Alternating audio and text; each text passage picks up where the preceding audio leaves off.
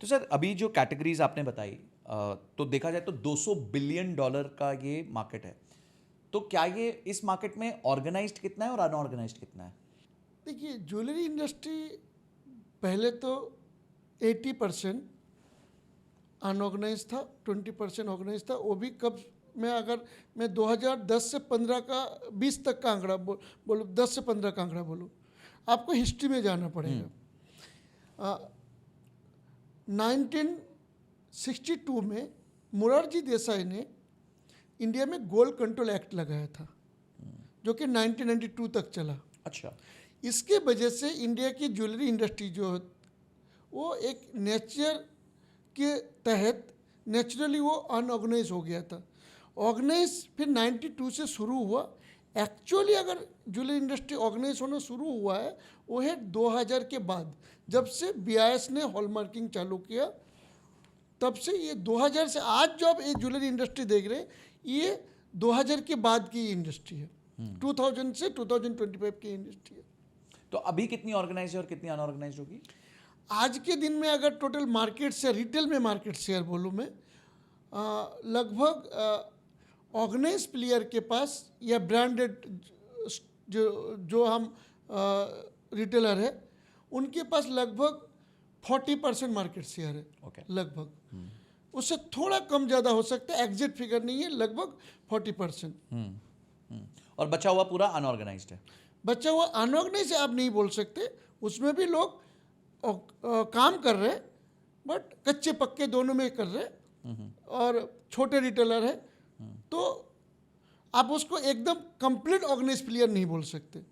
But अगर सबको अगर एक बास्केट में डाल दिया जाए तो फिर आपको देखना नियर अबाउट इंडिया के 70% ज्वेलरी जो इंडस्ट्री है वो अभी नंबर 1 में या ऑर्गेनाइज में काम हो रहा है। मतलब अभी भी बहुत स्पेस बचा है अनऑर्गेनाइज साइड को ऑर्गेनाइज जाने का। यस। अच्छा सर, एक बात बताइए, जैसे आप सेगमेंटेशन कैसे करेंगे? जैसे बड़े ब्रांड्स हैं, फॉर एग्जांपल तनिष्क जैसा ब्रांड है, वो तो कॉर्पोरेट ब्रांड है। फिर आपके पास फैमिली ब्रांड्स हैं बट बहुत बड़े बन गए, जैसे मलाबार है या फिर कल्याण है, जो बड़े बन गए हैं बट शायद फैमिली रन है। तो आप इन सारों को कैसे कैटेगराइज करते हैं और उनका पर्टिकुलर मार्केट शेयर कैसे देखते हैं? देखिए, मैं जो 40% बोल रहा हूँ वो है कॉर्पोरेट एंड सेमी कॉर्पोरेट की बोल रहा हूँ। सेमी कॉर्पोरेट का मतलब? कॉर्पोरेट का मतलब है जो 10+ स्टोर चला रहे वो कॉर्पोरेट है। अच्छा। जो 1 से लेके 10 के बीच में स्टोर जिसका है, जो एक स्टोर से थोड़ा आगे चला गया, 2 स्टोर है, किसी का 3 है, किसी का 4 है, किसी का 8 है, वो सेमी कॉर्पोरेट है। ओके, तो 2 ऑनवर्ड्स मतलब जो है वो सेमी कॉर्पोरेट है। ये छोड़ के ज्वेलरी रिटेलिंग में सेगमेंट है corporate, semi corporate, single store large, okay single store mid and single store small. Okay.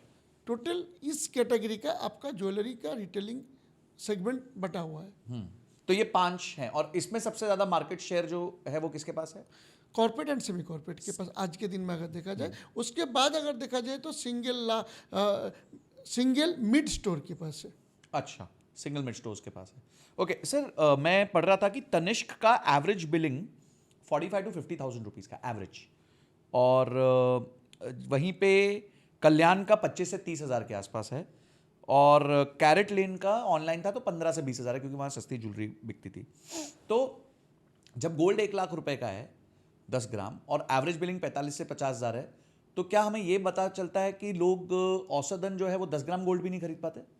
देखिए, इंडिया के जो अगर आप ज्वेलरी पीसेस में काउंट करेंगे तो इंडिया के जो एवरेज पीस वेट का अगर एवरेज देखा जाए तो 5 ग्राम का एवरेज है। ओह, उसमें आप 2 ग्राम भी आ जाता है, 3 ग्राम भी आ जाते हैं और 200 ग्राम भी आ जाते हैं। बट अगर उसको मल्टीप्लिकेशन टोटल जो ज्वेलरी इंडिया Weighted में average जिसे हम कहते हैं, बिकते हैं और उसको अगर एवरेज मल्टीप्लिकेशन करते हैं तो 5 ग्राम का एवरेज आता ओ माय गॉड। तो हम सोचते थे कि 25-30 ग्राम तो होगा, बट वो वेटेड एवरेज सिर्फ 5 ग्राम है, यानी अधिकांश इंडिया 5 ग्राम से नीचे खरीद रहा है। मेजर पार्ट ऑफ इंडिया जो है वो 5 ग्राम से Yes. नीचे और गोल्ड की रेट बढ़ने से लाइट वेट ज्वेलरी का ज़्यादा सेल बढ़ गया है। और दूसरा लोगों के पास अभी लाइफस्टाइल में लोगों का पहले क्या होता था, इंडिया में पैसा लोग बचा पाते थे, अभी लाइफस्टाइल के ऊपर इतना खर्चा हो रहा है, लोग ज़्यादा पैसा सेविंग नहीं कर पा रहे। इसकी वजह से भी हाई वैल्यू, दूसरा कारण इसकी वजह से लोग गोल्ड में ज़्यादा हाई इन्वेस्टमेंट नहीं कर पा रहे बिकॉज गोल्ड भी बढ़ गया और लाइफस्टाइल एक्सपेंसेस बढ़ गए, सेविंग्स कम हो गई। तो आलम सर, जो गोल्ड ज्वेलरी का बिजनेस है उसमें वैल्यू चेन में कौन कौन प्लेयर है, right from stage 1 to end consumer तक पहुंचने तक, कौन कौन से बड़ी प्लेयर्स हैं इस वैल्यू चेन में? देखिए, इंडिया की जो मेजर 3 ज्वेलरी इंडस्ट्री है वो 3 सेक्टर में डिवाइड है जी। रिटेल, होलसेल एंड मैन्युफैक्चरिंग, ये 3 सेगमेंट में डिवाइड है। दूसरे इंडस्ट्री रूल करते हैं मैन्युफैक्चरर, बट ज्वेलरी इंडस्ट्री का उल्टा है। ज्वेलरी इंडस्ट्री ऊपर से शुरू होता है, रिटेल, फिर होलसेल, फिर मैन्युफैक्चरिंग। बट अगर आप दूसरे प्रोडक्ट में जाएंगे तो आप देखेंगे मैन्युफैक्चरर, फिर ट्रेडर्स या डिस्ट्रीब्यूटर, उसके बाद रिटेलर। ये इंडस्ट्री थोड़ा उल्टा है। तो इस पे प्रोसेस कैसे होता है सर? गोल्ड आता कैसे है, बुलियन आता कैसे है, स्टेप 1 क्या होता है, स्टेप 2 क्या होता है, कैसे कौन सा प्लेयर कहाँ इन्वॉल्व होता है? देखिए, इंडिया में गोल्ड की माइनिंग बहुत ना के बराबर है। ओके तो इंडिया में कोई KGF नहीं है? वो मिथ है, उस लोगों को लगता है सब। इंडिया में गोल्ड की माइनिंग ना के बराबर है। जैसे इंडिया में ऑयल भी बहुत लिमिटेड मिलता है, इंडिया की गोल्ड में भी माइनिंग बहुत ना के बराबर है। इंडिया में जो भी गोल्ड आज के दिन में ज्वेलरी फॉर्मेट में बिकता है, उसका जो रॉ गोल्ड है वो 2 फॉर्मेट में, 3 फॉर्मेट में आता है इंडिया में। पहला फॉर्मेट है बुलियन फॉर्मेट में आता है बाहर से। दूसरा फॉर्मेट है डोरे गोल्ड के फॉर्मेट में। डोरे का मतलब है जो माइनिंग से जो गोल्ड निकलता है, उस गोल्ड को इंडिया में नॉमिनल कुछ एजेंसी, रिफाइनरी जिसको पास रिकॉग्नाइज दिया गया, वो मंगा सकते हैं, मंगा के उसको रिफाइनरी करते हैं, फिर वो मार्केट में बेचते हैं बुलियन के फॉर्मेट में।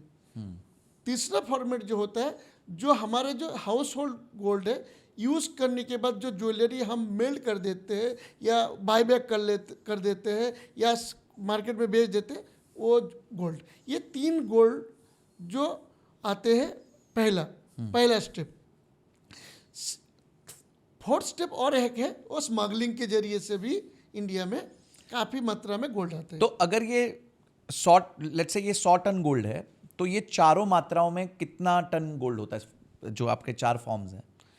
देखिए, 4 फॉर्म में अगर आप देखेंगे, इंडिया में लगभग ज्वेलरी इस समय 1750 टन की गोल्ड ज्वेलरी इस टाइम बिक रहा है पर ईयर।